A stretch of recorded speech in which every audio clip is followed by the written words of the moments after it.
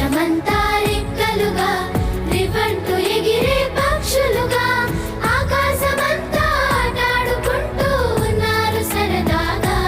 ఒకరేమో సీను ఒకరేమో జున్ను కలిసారే ప్రాణంగా కురిసారే వర్షంగా. పాటేమో సీను ఆటేమో జున్ను ఒకటై ఎదిగారే మధురంగా.